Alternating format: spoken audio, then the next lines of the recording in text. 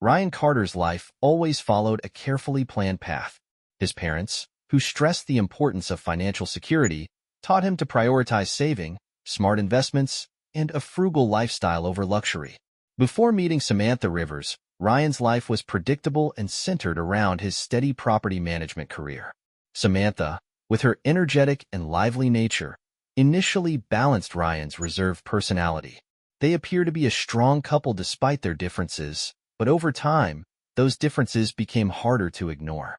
While Ryan valued financial stability above all else, Samantha leaned towards socializing and maintaining appearances.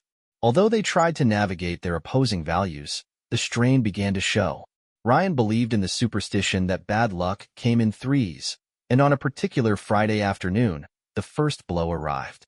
As a senior employee at a property management firm in Missouri, Ryan had earned a reputation for being dependable and sensible with his money. His colleagues often spent lavishly on cars and gadgets, while Ryan quietly built up his savings. His boss, Frank Simmons, frequently criticized his modest lifestyle, encouraging him to adopt a more upscale image. When the company faced economic challenges, Frank began laying off staff. Ryan didn't feel particularly worried. He was a top performer, but when his turn came, Frank delivered the unexpected news. Despite Ryan's success, he was being let go. Frank justified the decision by pointing out that Ryan's substantial savings made him better equipped to handle unemployment than his less prepared coworkers. Ryan was stunned. Being penalized for financial responsibility made no sense to him. Frank went on to criticize Ryan's conservative appearance, claiming it didn't fit the company's image. Although Ryan was shocked, he didn't argue. Years of saving had left him with nearly $3 million in reserves, enough to live comfortably without rushing into another job. While his coworkers lived paycheck to paycheck, Ryan had built a financial cushion, giving him the freedom to explore other opportunities. Quietly, he returned to his desk and packed up his few personal items. The company computer stayed behind, but before leaving, Ryan transferred a promising deal he had been working on to his personal drive. It involved a shipping company that had approached him directly, and now he planned to pursue it independently. Frank had no idea. Despite the abrupt dismissal, Ryan wasn't bitter. He deleted only his own work and left without saying goodbye. His coworkers didn't acknowledge him on his way out, which didn't surprise him. He had always been something of an outsider. As he loaded his belongings into his old but reliable pickup truck, he doubted the company would survive the ongoing downturn. Driving home, he reflected on their financial situation. Their mortgage was low, and they had bought the house when interest rates were near historic lows. Both cars were paid off, and maintenance costs were minimal. With no children yet, their insurance needs were light. Ryan considered ways to cut costs further. He could cancel his YMCA membership and jog outside, using a cheap set of weights for strength training. He already handled the yard work, and he was relieved he hadn't given in to Samantha's repeated requests for an expensive backyard pond. Since he did most of the grocery shopping and housework, Samantha was free to focus on her stable job at a printing company, which seemed to be at little risk of layoffs. He also wondered if this might be the right time to start a family, now that he had more time to be at home. On the other hand, he considered going freelance, turning his years of experience into a consulting business. Despite the day's setback, Ryan felt optimistic about the future. That optimism faded when he pulled into the driveway and noticed a car blocking his usual garage spot. It was the Harper, newer vehicle. Emily Harper, Samantha's longtime friend, must be visiting. Deciding to wait before telling Samantha about his job loss, Ryan grabbed his box of belongings and went inside. The cool, overcast spring day made the house feel unusually quiet. He didn't find anyone in the living room or kitchen, which struck him as odd. Placing the box on the dining table, he headed upstairs. At the top of the stairs, he heard faint moans coming from their bedroom. Ryan had never doubted Samantha's loyalty before, but a sense of dread began to creep over him. Standing outside the bedroom door, he hesitated before pushing it open, only to be met with a sight that shattered his world. Samantha was in bed with his former friend, Jason Harper. Shocked, Ryan stood frozen, memories of their early days together flashing through his mind. He recalled how they had met, how her bright blonde hair and captivating blue eyes had drawn him in, and how they had taken things slow before becoming intimate. What once felt like a relationship built on trust now felt like a cruel illusion. As he stood in disbelief, Emily Harper, who was also in bed, noticed him and smiled smugly. She casually invited him to join them, as if nothing were out of the ordinary. Samantha, acting completely unbothered, greeted him warmly and explained that they had started without him but wanted him to join in. Her skin was covered in fresh hickeys and bite marks, as though this was something she had planned for a while. Ryan felt overwhelmed, his mind racing. He had never shown any interest in swinging or opening their relationship, yet here he was, standing at the threshold of something he couldn't comprehend. This was the second disaster, far more personal than the first, unfolding right in the place he once considered safe, his own home. Ryan backed away, overwhelmed by the shock of losing his job and finding his wife in such a situation. Samantha kept talking excitedly about them all being together, but he barely registered her words.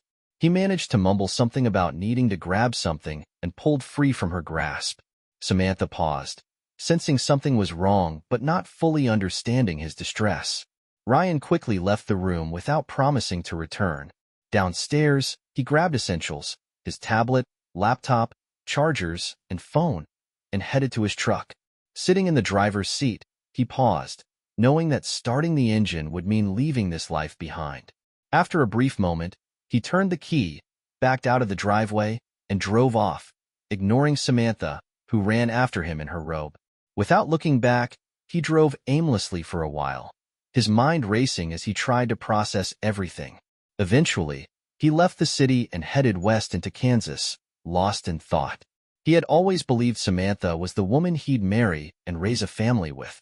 They had shared so much, and she had never seemed unhappy. How had things come to this? He couldn't recall any warning signs. Hours passed, and he didn't stop until his truck's low fuel light came on. He pulled into a truck stop, refueled, grabbed coffee, and continued driving north on a two-lane highway toward Nebraska. Around 4 a.m., after driving nearly 12 hours, his fuel light came on again. He pulled over near a small town called Hyannis, its name triggering vague memories of a childhood trip. Too restless to sleep, but too tired to keep going, he shut off the engine to save fuel. The cold crept in, so he restarted the engine for warmth, but it made a loud noise, and the battery light flickered on. With no choice but to shut it down, he wrapped himself in an old jacket from the back seat to stay warm.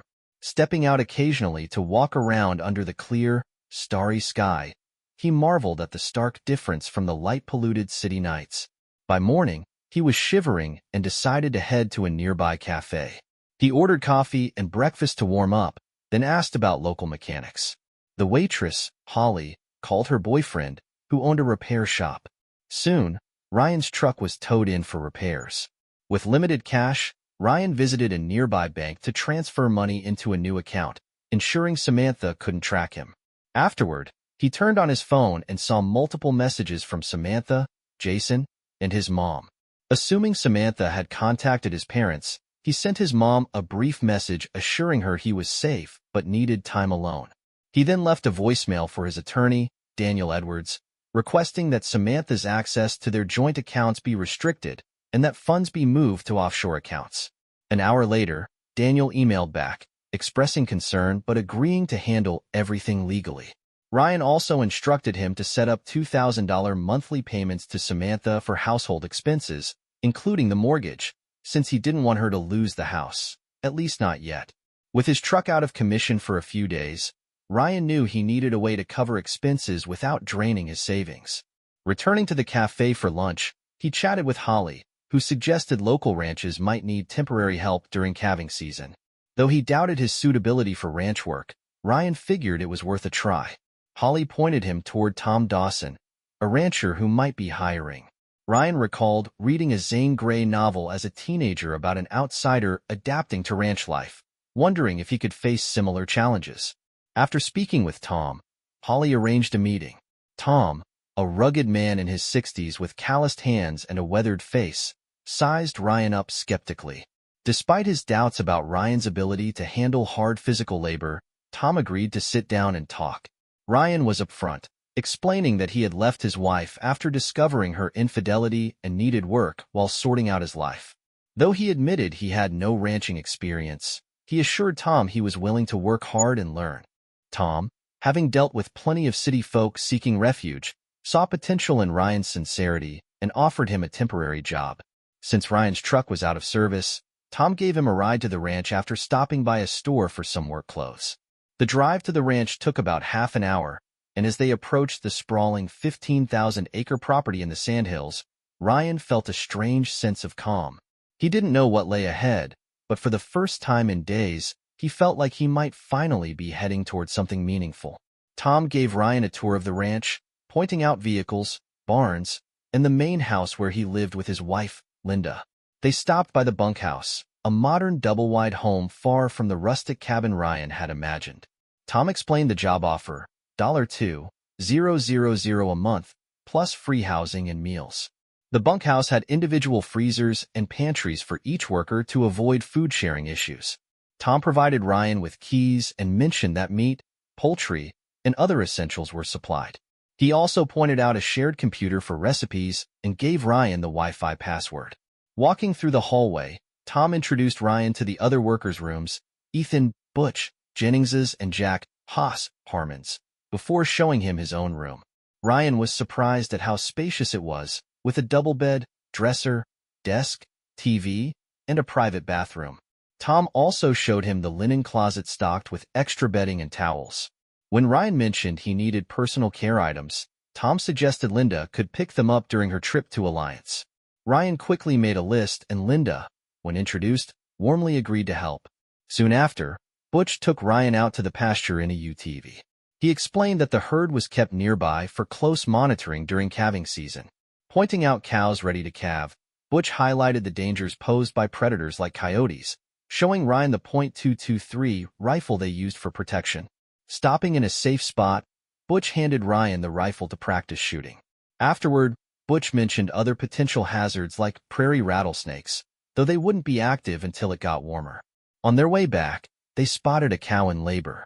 Butch explained the importance of good ranching practices and land conservation while they watched the birth. After the calf was delivered, Butch tagged it, gave it a shot of vitamins and antibiotics, and made sure the mother was attentive. When the newborn bull wobbled to its feet and began nursing, Butch chuckled. That instinct shows he's strong, just like with people. Watching the process gave Ryan a mix of satisfaction and sadness as he reflected on his troubles with Samantha. Back at the bunkhouse, Butch kept Ryan busy by showing him the ranch equipment and explaining the unwritten rules, such as always leaving vehicles unlocked with keys inside to prevent getting stranded in emergencies.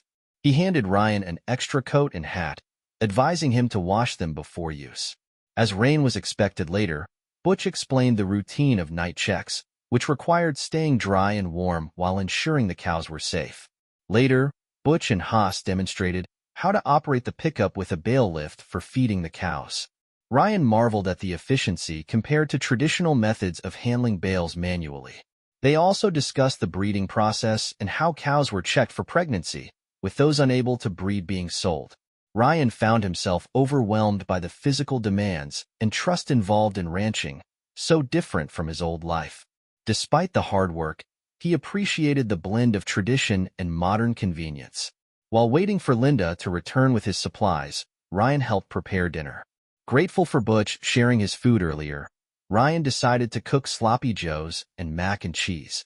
As he cooked, memories of his life with Samantha resurfaced, leaving him wondering how often she had been dishonest with him.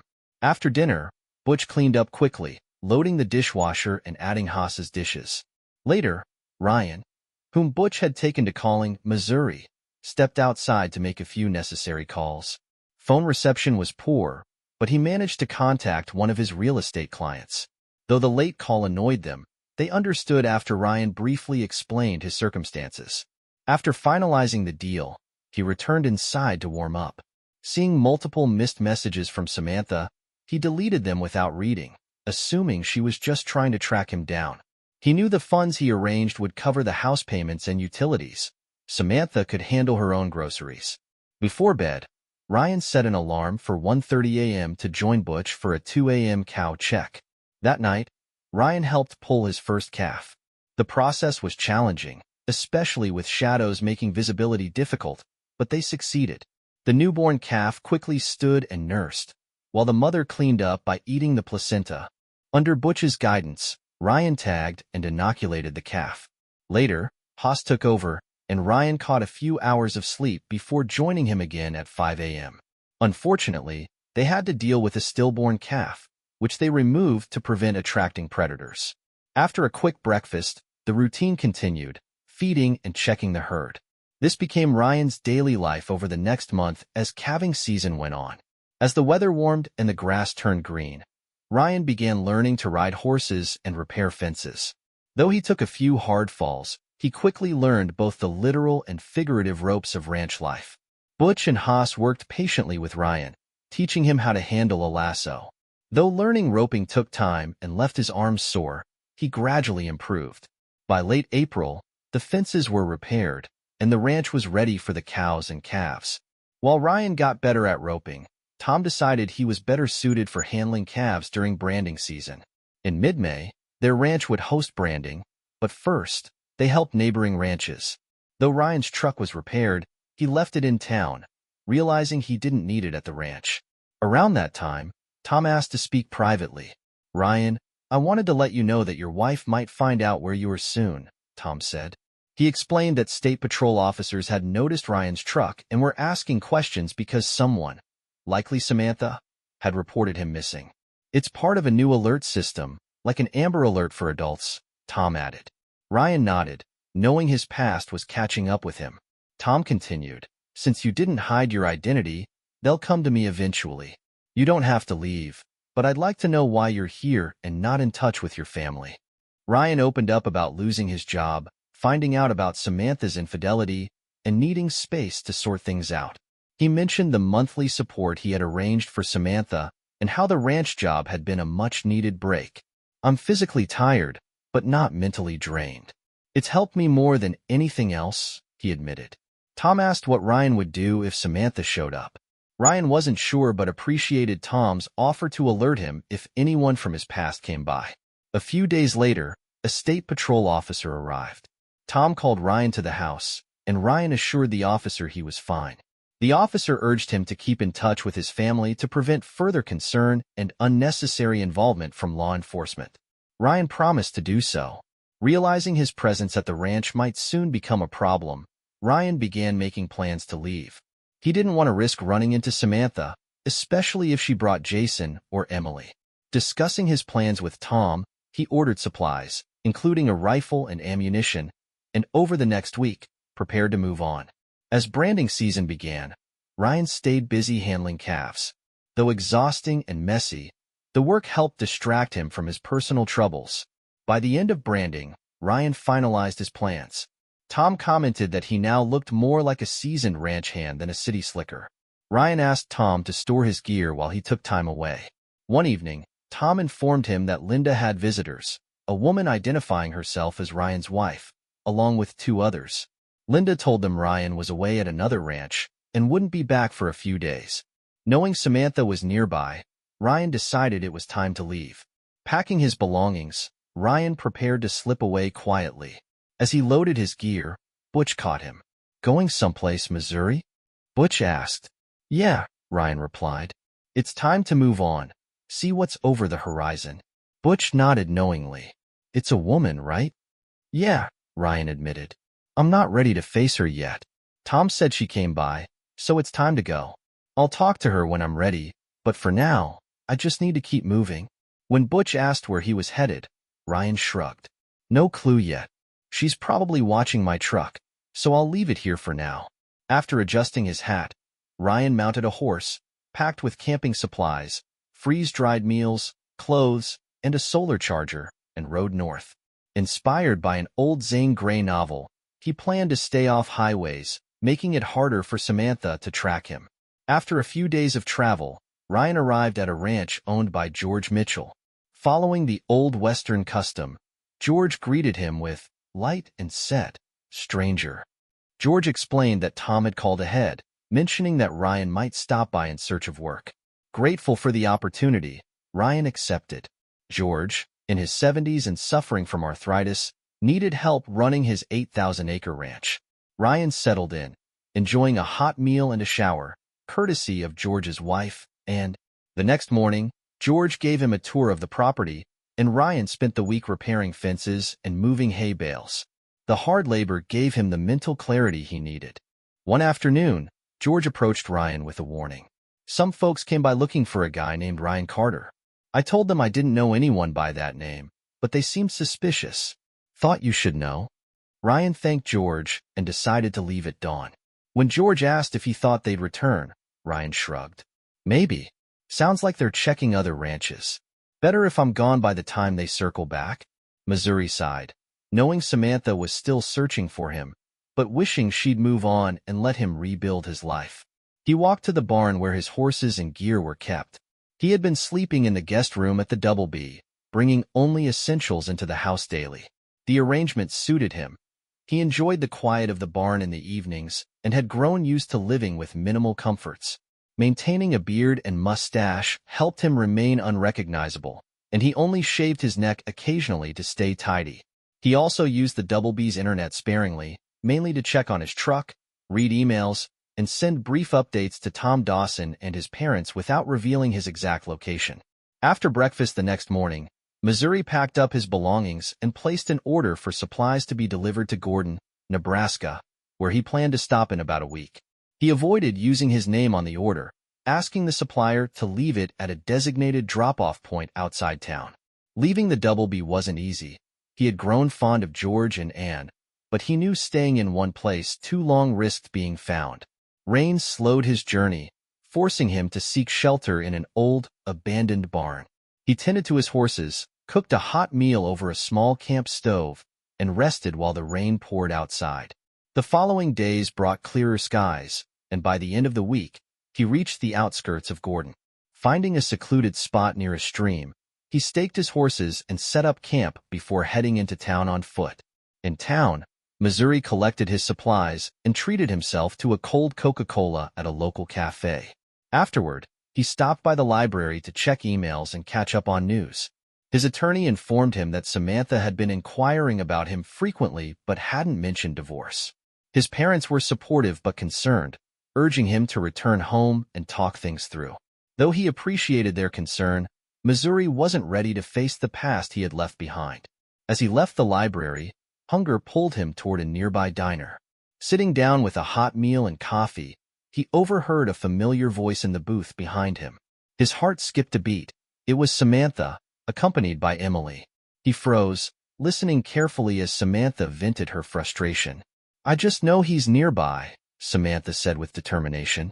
"I can feel it." Emily, sounding less enthusiastic, replied, "You've been saying that for weeks. What if he doesn't want to be found? It's obvious someone's helping him hide. Locals won't give us any information." Samantha sighed heavily. "I should have talked to Ryan about polyamory earlier. I didn't mean to hurt him. I still love him, but I wanted something more. He just wouldn't understand, and now he's gone." Emily, sounding annoyed, said, "This search is putting a strain on both our jobs. We can't keep doing this. He clearly doesn't want to see you. I told my boss my husband was missing, and she's been understanding, but I'll have to work for a few weeks before I can come back. He has to be here, though. Why else would he stay in this area? He has no family here, no reason to be in the Sandhills, and he couldn't be working without a vehicle." Emily responded skeptically. "Unless he bought a new car and left his truck in Hyannis to throw us off." Samantha sounded doubtful. "He hasn't spent much money, except for some fuel receipts. The only reason we know he's around is because that patrolman saw him at the first ranch we checked. That rancher must have warned him. We didn't get any help there." Emily added, "And Ryan doing ranch work? Come on. He's not the type. He's an office guy. He couldn't survive without internet and modern comforts." Missouri nearly laughed, recalling how clueless he had been about ranch life when he first arrived. He realized Samantha still viewed him as the man he used to be, Ryan Carter, a creature of habit and routine. But life had changed him. Missouri had become something else entirely, a man who found purpose in hard labor and quiet nights under the stars. He knew he would have to reconcile the two identities someday, but for now, Missouri was who he needed to be. Samantha's voice broke his train of thought. "Let's check the library again. Ryan will have to send emails to his lawyer eventually, and I know his passwords. If he's online, I might be able to track him. Missouri cursed silently. He had forgotten Samantha knew his passwords. He'd need to change them immediately to prevent her from accessing his accounts. He waited for the two women to leave before finishing his coffee and paying his bill. Samantha hadn't recognized him. His full beard and hat provided enough of a disguise, and she had always disliked facial hair. After purchasing some supplies, including hard candy and a bottle of whiskey for emergencies, he returned to camp. To his shock, he found someone rifling through his belongings. Instinctively, he drew his .45 and aimed it at the intruder. "Hands up," he ordered, his voice cold and steady. The man froze and slowly turned around. Missouri's heart tightened as he recognized Jason Harper, but kept his expression neutral. "What do you think you're doing, son?" Missouri asked. Jason stammered, I'm looking for someone." Missouri didn't lower his weapon. "Looking for someone doesn't give you the right to steal. Empty your pockets." Jason hesitated, glancing around nervously. Missouri fired a warning shot near his feet, making him jump. Terrified, Jason quickly emptied his pockets onto a nearby log. "I swear, I wasn't stealing. I'm looking for my best friend, Ryan Carter. My wife and his wife are searching for him. I thought this camp might be his." Missouri kept his voice calm but threatening. "Maybe I believe you. Maybe I don't. Either way, you don't mess with other people's gear out here. Put everything back and get moving." Jason returned the items, trembling as Missouri backed him toward the edge of the camp. Before letting him go, Missouri asked, "Why not leave this guy alone?" Jason, still shaken, replied, "Because he's my friend, and he's hurting. We want to bring him home so he can heal," Jason said, his voice softening. "His wife wants to apologize and get him back in her life. She just wants to talk to him face to face. She still loves him, and he's been gone for months." Jason's eyes studied Missouri more closely now, suspicion creeping into his expression. "What's your name, stranger?" "They call me Missouri," came the calm reply. "Missouri, huh?" Jason asked, still wary. "Why do they call you that?" Missouri shrugged casually. "Everyone needs a name. Tex is too common, Kansas doesn't sound right, and Nebraska just sounds dumb. If I were in Missouri, they'd probably call me something else." Jason wasn't satisfied. "What's your real name?" In an instant, Missouri's .45 was out again, aimed steadily at Jason. His voice was low and cold. "It's best not to pry into things that don't concern you. You should probably move along before things get complicated." Terrified, Jason backed away, stammering an apology before turning and running off without looking back. Missouri waited until he was out of sight before holstering his weapon. He smirked, knowing that his disguise had worked for now, but it wouldn't hold forever. He needed to move, and fast. Wasting no time, Missouri broke camp in 10 minutes, leading his horses downstream to avoid leaving an obvious trail. He circled around Gordon, carefully negotiating fences and staying off well-traveled roads. By nightfall, he found shelter at a quiet farmstead. The owner, Grace, a cheerful woman in her late 40s, lived with her elderly widowed mother.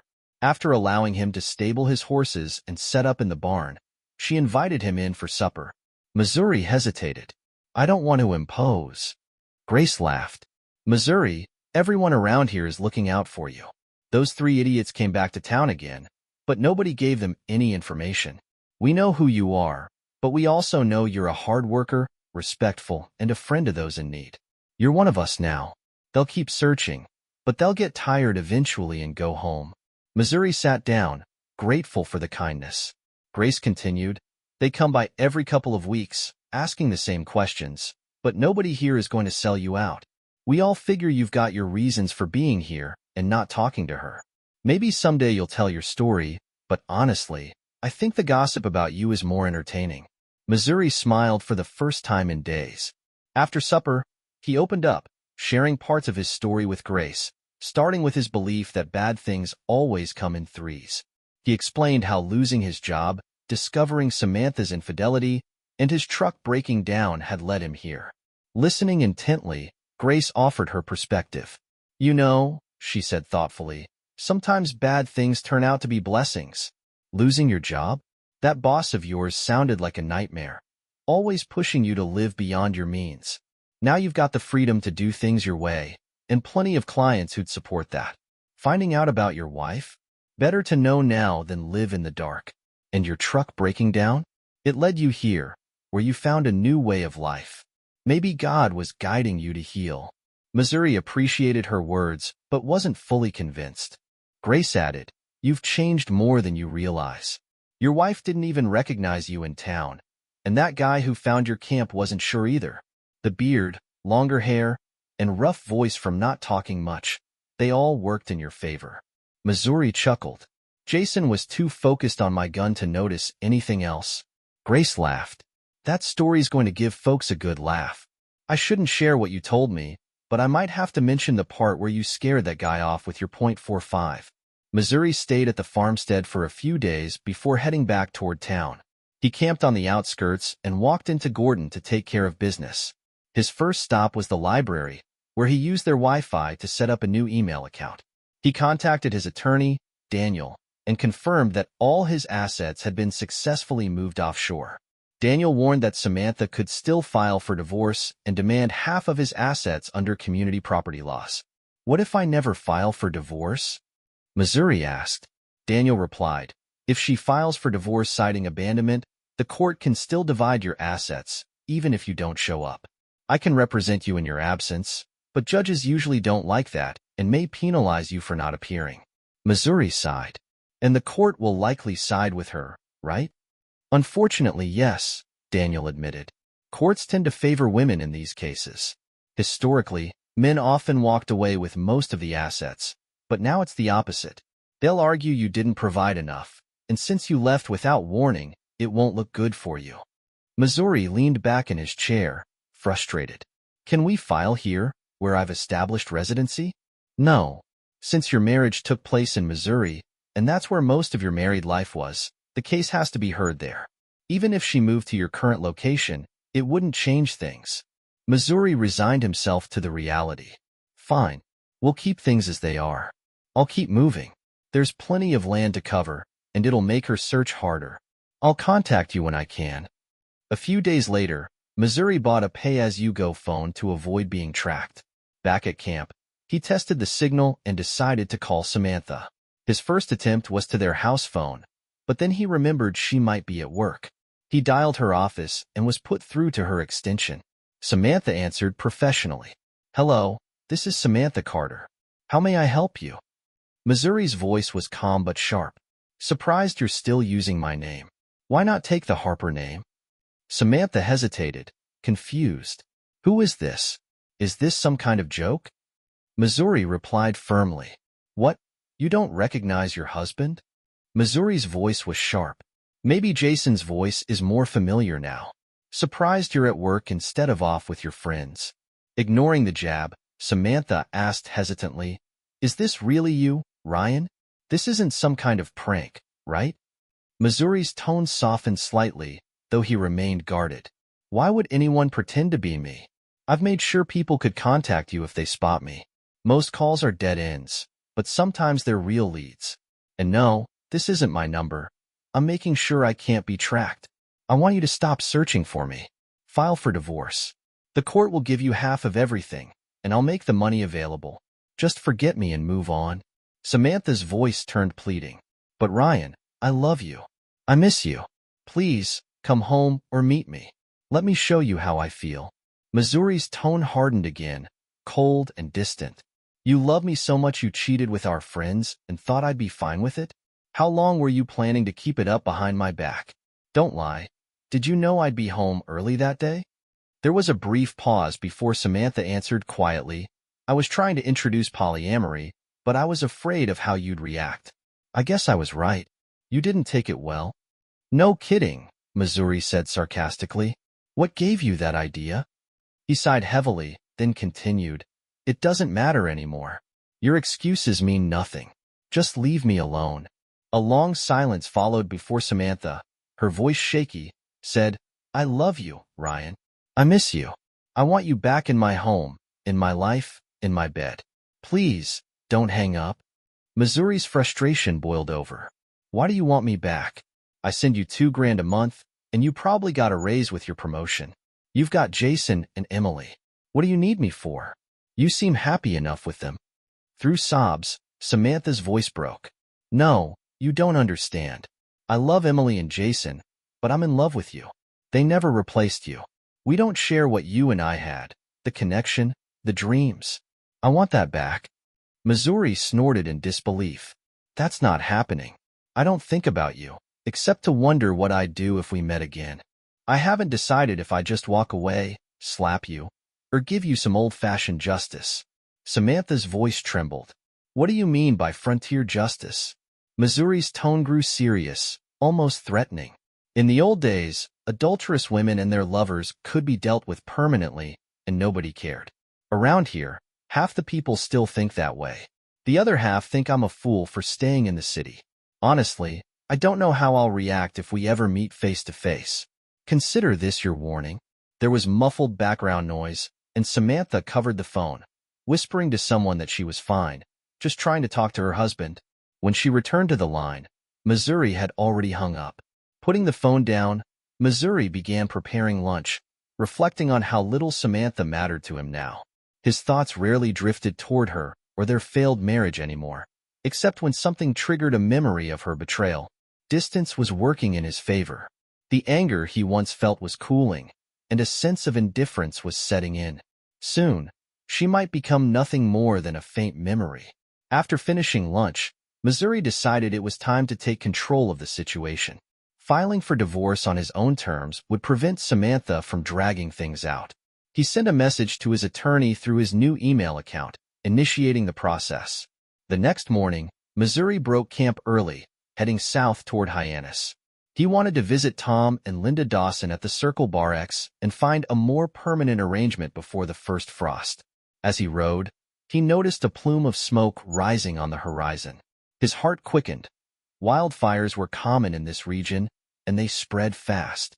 Riding closer, he realized the smoke was from a small fire that had already burned out. Cresting a hill, he saw a helicopter wreckage in a meadow. The grass hadn't caught fire, but the wreck looked bad. Drawing nearer, he spotted a woman dragging something from the wreckage. Not wanting to startle her, he called out, "Hello, the camp." The woman waved him over, visibly relieved. "Thank God," she said, her voice strained with exhaustion. "We went down yesterday and thought rescue would come sooner." Missouri dismounted and approached carefully. "Are you the only survivor?" "No," she replied, pointing toward a makeshift shelter. "My partner Laura is injured. She's over there. I think she fractured her back. The pilot didn't make it. He was unconscious when the fire started. I couldn't get to him in time." Missouri glanced at the wreckage, noting the scorched remains of the cockpit. "Looks like a medevac chopper. Where were you headed?" "We were flying from North Platte to Valentine," she explained. "We had electrical problems. The pilot tried to land, but the engine stalled. After the crash, I got Laura out, but I couldn't reach Sam before the fire. I hope he didn't suffer." Missouri frowned. "Valentine's northeast of here. Why are you so far west?" The woman looked frustrated. "That explains why they haven't found us.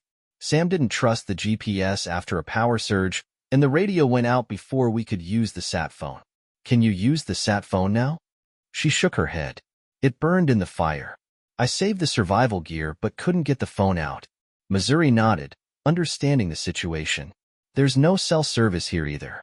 I see a ranch house about 10 miles south. If the fences aren't too bad, I can get there in a couple of hours and call for help. I've marked your location on my GPS, so they won't have trouble finding you. I'll leave my pack horse here. It's loaded with food, a stove, and a tent." The paramedic nodded gratefully. "Thank you.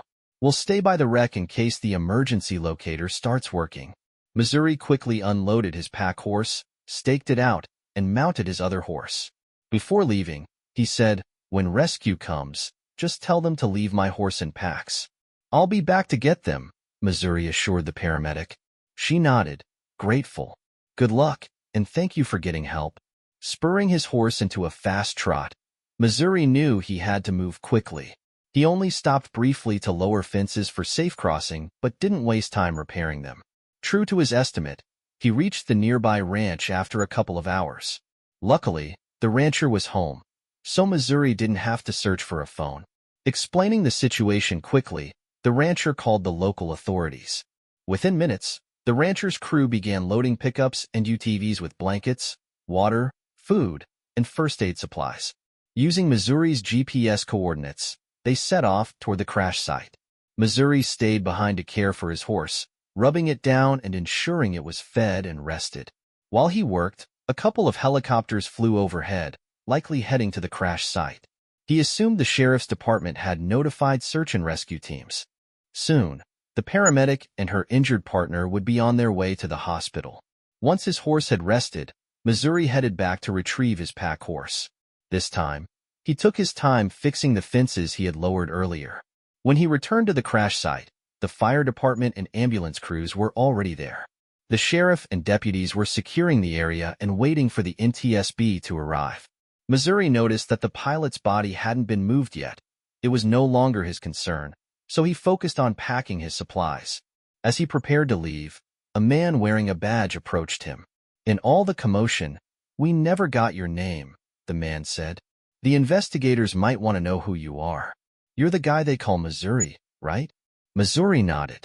"Yeah, that's me. If possible, I prefer to just be Missouri in the reports. I'm not ready to deal with my wife yet, so I need to keep moving. And if you don't mind, please don't mention which direction I'm heading." The sheriff studied him for a moment before nodding. Understood. None of the firefighters or EMTs were close enough to overhear their conversation. Later, when asked about Missouri's whereabouts, they would only say that he had disappeared over the nearest hill, as if vanishing into thin air. The sheriff, however, wasn't fooled. He knew Missouri's real identity and passed it on to the NTSB investigators, but kept it from the news reporters who had arrived on the scene.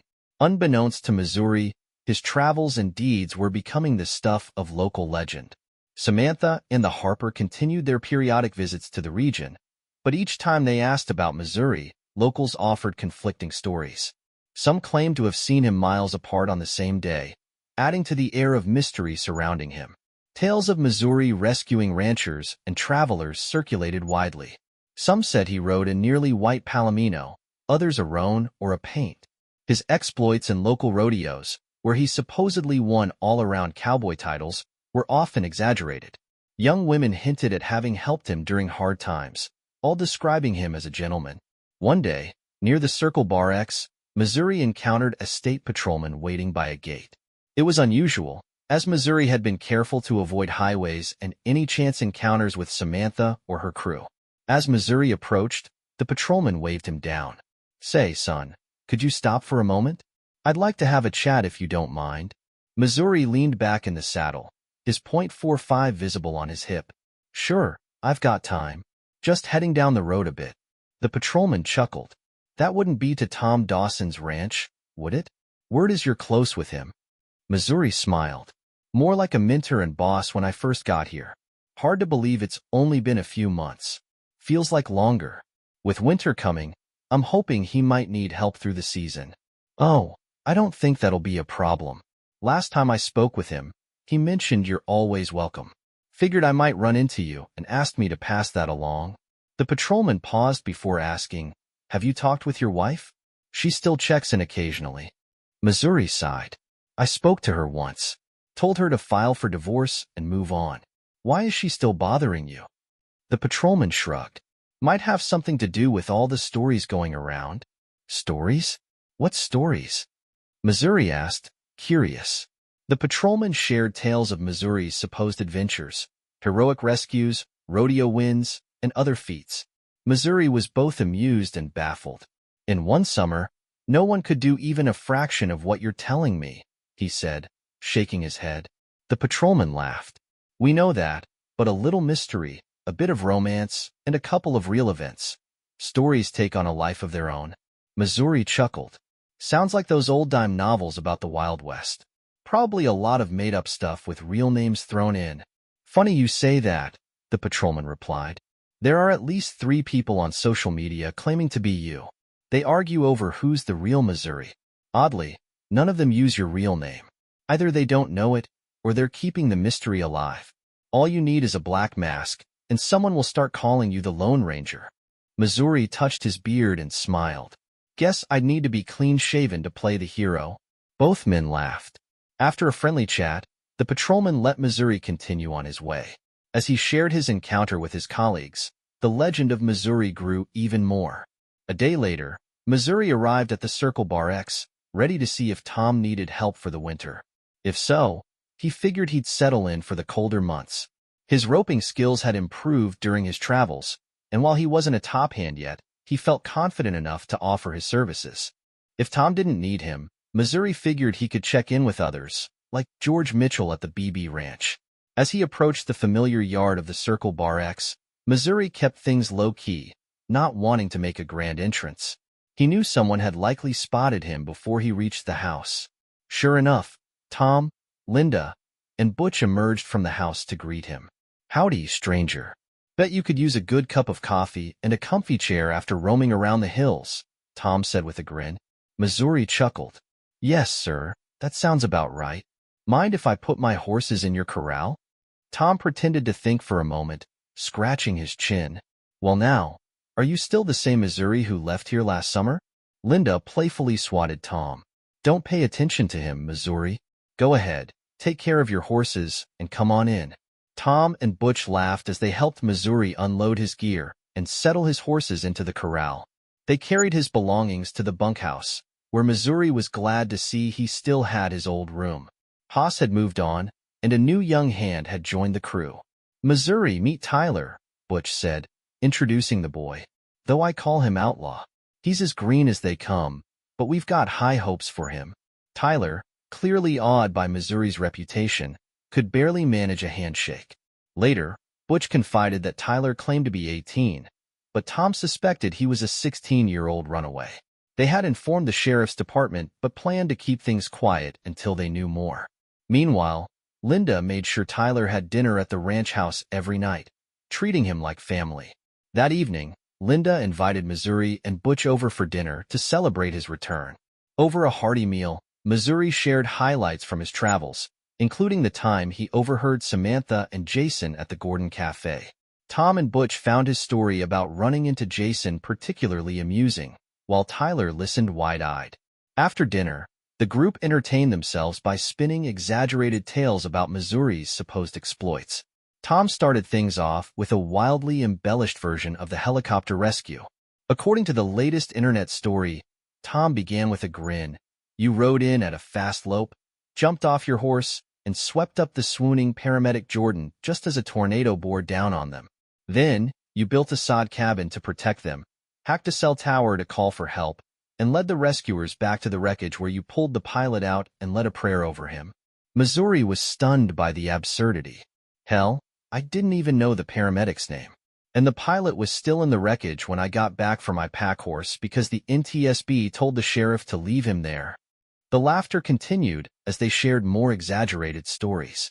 Sightings of Missouri and his variously described horses were said to span the Sandhills from O'Neill to Alliance and even as far north as Mott, South Dakota, and south to McCook, Nebraska. They all laughed at the impossibility of one man covering such distances in just a few months.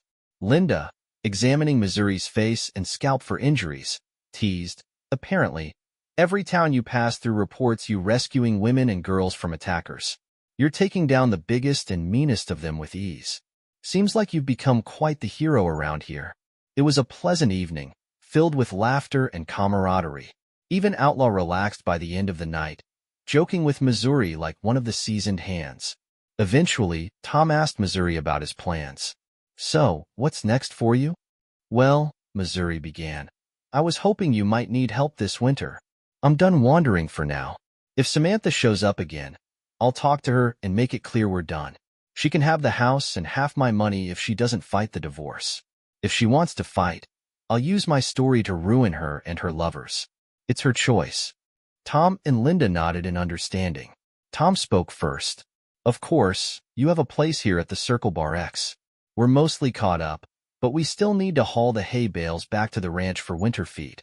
With you here, We'll get it done quicker, and after that, we'll just keep an eye on the cows until it's time to bring them in." Linda added, "Word's gotten out that this is where you started your journey. We've had a few visitors show up, hoping to catch sight of you." Missouri nodded. "If it's okay, I'd prefer to be out riding fence when visitors come by.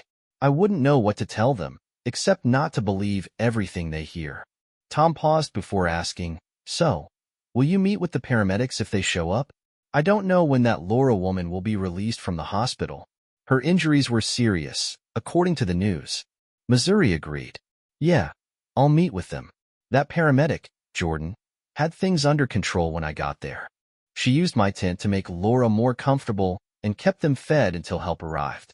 By the time I got back, they'd already been airlifted out, probably taken to a hospital in North Platte or Kearney. I'm not sure which. The EMTs on site didn't know either." That night set the tone for Missouri's return to the Circle Bar X. He learned that Tom had retrieved his pickup from Hyannis and stored it in one of the sheds. Missouri wasted no time setting it up to pull a used horse trailer he had bought locally, so if he needed to travel again, he could take his horses with him. He also took a trip to Alliance to replace his worn-out clothes. With a new hat and a trimmed beard, no one recognized him. True to his word, Tom sent Missouri out on horseback whenever visitors arrived at the ranch. Missouri preferred to keep his distance, allowing the legend to grow while keeping his real life private. They often laughed at the ongoing reports of Missouri sightings, despite the fact that he had barely left the ranch in weeks. As fall progressed, the days grew shorter, and the nights brought a steady chill. With the last of the hay bales moved to the winter pastures, Missouri spent his days riding fence, practicing his roping skills, and always keeping his .45 ready in case of coyotes or badgers. He had grown accustomed to the quiet life at the Circle Bar X, but in early November, the inevitable happened. Samantha arrived at the ranch, accompanied by the Harper. It was the first time Samantha had visited the Circle Bar X, though she had made numerous trips to the area during her search. She was invited inside, but Tom made it clear that the Harper were not welcome. "You can stay in the car," he told them firmly. When they started to argue, Butch stepped forward, his eyes cold. He quietly mentioned the abundance of open land and how easy it would be to dig lonely graves in the Sandhills. The Harper quickly backed down. Butch later told Tom, with a grin, that he had even brought them some water to keep things civil. Inside, Linda greeted Samantha with polite but distant hospitality.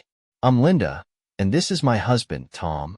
Have a seat," she said, offering Samantha a glass of water at the dining room table. There was no attempt at small talk. To Linda and Tom, Samantha represented betrayal and pain, the enemy of their friend and trusted hand. Samantha sat in silence, her hands gripping the glass tightly. After what felt like an eternity, she heard footsteps approaching from the kitchen. Her heart raced. When the man entered the room, he seemed like a stranger, taller than she remembered, with longer hair, a black Western hat pulled low, and a mustache and goatee framing his face. He barely acknowledged her as he sat down across the table, crossed his legs, and leaned back. "Well, Samantha, you finally found me. I'm ready to end this once and for all so you can move on with your life," he said calmly, his voice steady but distant. Samantha didn't respond immediately, her mind struggling to reconcile this rugged cowboy with the husband she had once known. Tentatively, she extended her hand toward him. "Is it really you, Ryan?" He nodded but didn't move to take her hand. She glanced around, noticing Linda peeking from around the corner, and her frustration boiled over. "Is this some kind of sick joke? I've been searching for my husband for months, and you bring in some ranch hand to pose as Ryan Carter. Do you think I'm a fool? Where is my husband?" Linda stepped into the room, her tone sharp. "This is the man who came to our ranch, broken but determined. He told us his name once, but after that, he became Missouri. He's grown into someone better than the man you left behind. He's a better man than you deserve." Samantha's voice quivered with desperation. "But this is a stranger. How could you do this to me? You say Ryan is here, but you bring in this guy." Tears welled up in her eyes. "I need my husband. I need Ryan. Please, bring him to me. I've been searching for so long." Ryan hesitated, then spoke gently but firmly. "Samantha, listen. I am Ryan Carter, even if I don't look like the man you knew. You started a new relationship with Emily and Jason, and you expected me to accept it, maybe even join in. I was so shocked and hurt that I had to leave.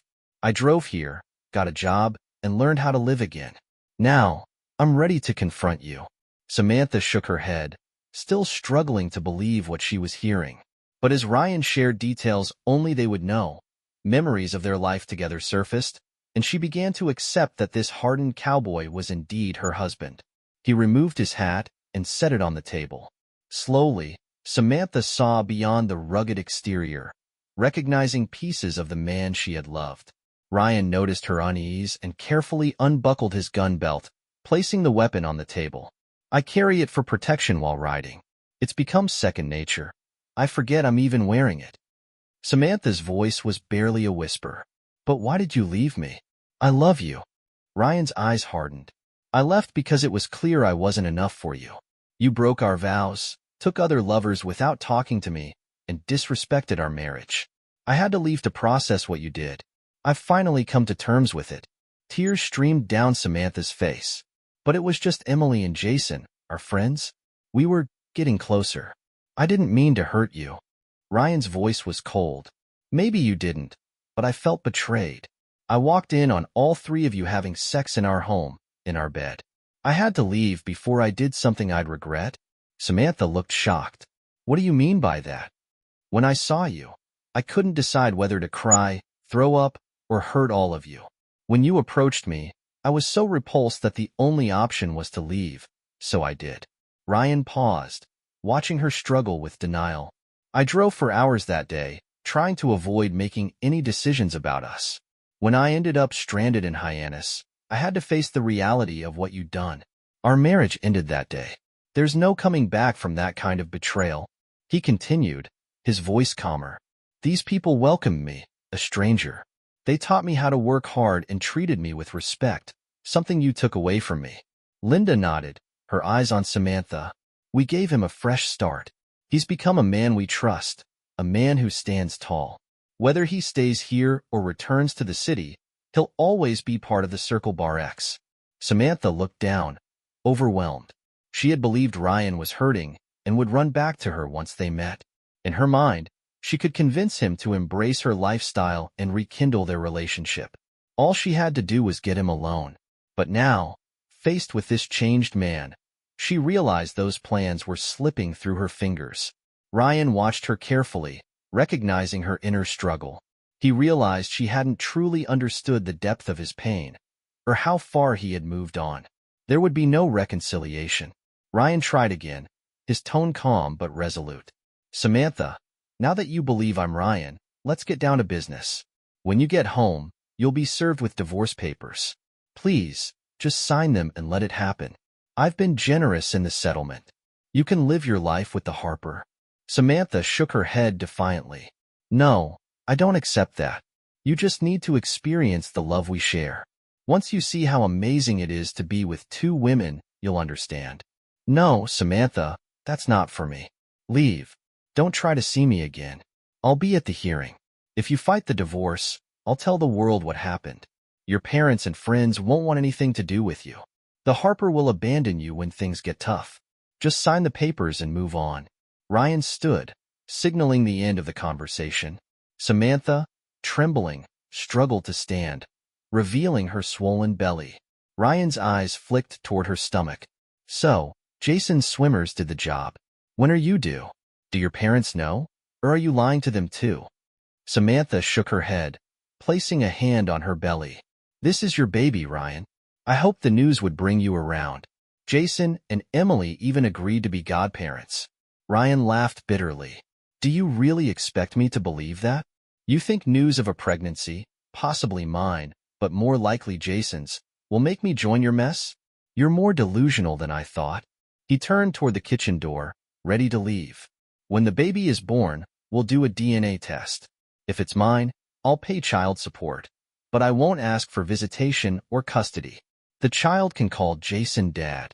Without waiting for a response, Ryan walked out the door.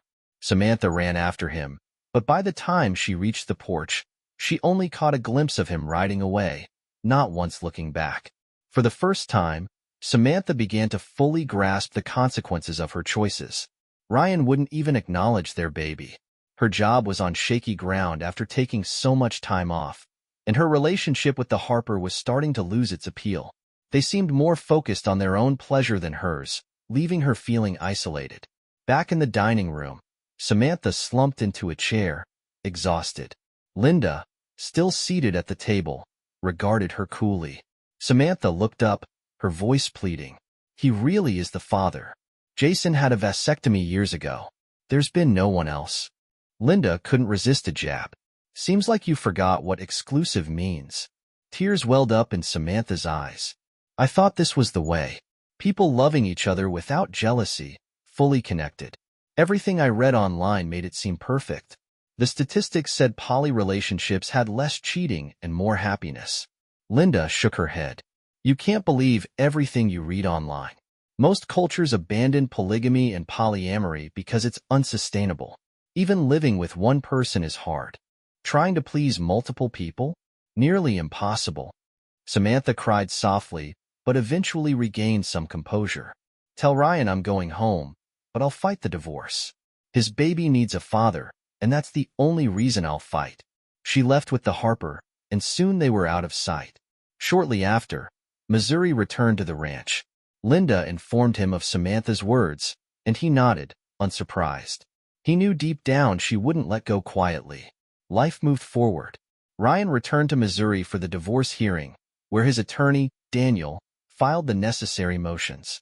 As promised, Samantha countered, admitting her mistakes but requesting counseling in hopes of saving the marriage. The judge took her plea under advisement and set another court date in 2 weeks. During the wait, Ryan stayed with his parents, who were both amazed by and proud of the changes in him. While they were disappointed by Samantha's actions, they softened slightly toward her after she gave birth to a baby girl, whom she named Ryan in honor of her father. DNA tests confirmed Ryan as the biological father. Despite their initial anger, Ryan's parents sought to maintain a relationship with their granddaughter, wanting her to feel loved and supported. Ryan visited the hospital briefly before the baby was released but avoided Samantha entirely, leaving whenever she arrived at his parents' home.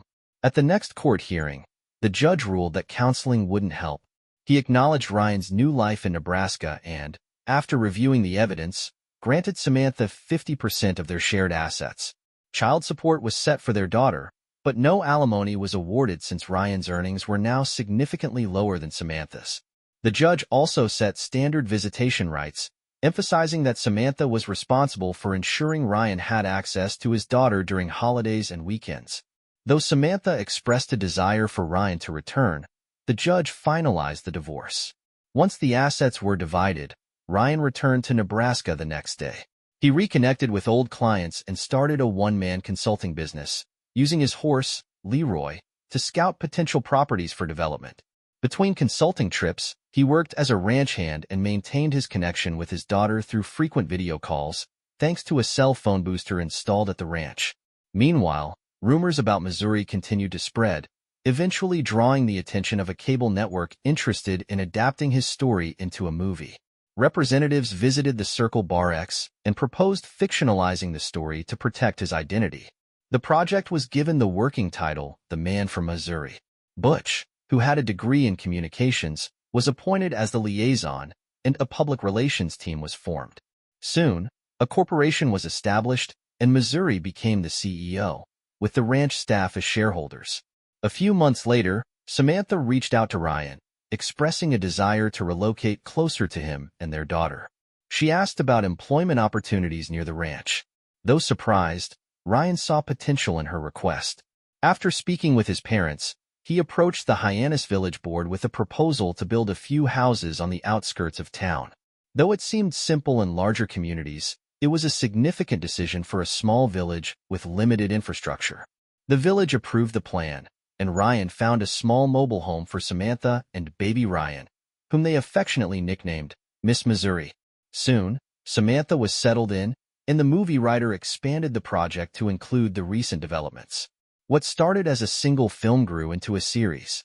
The first film focused on the original story of betrayal and healing, while the second covered the divorce and redemption.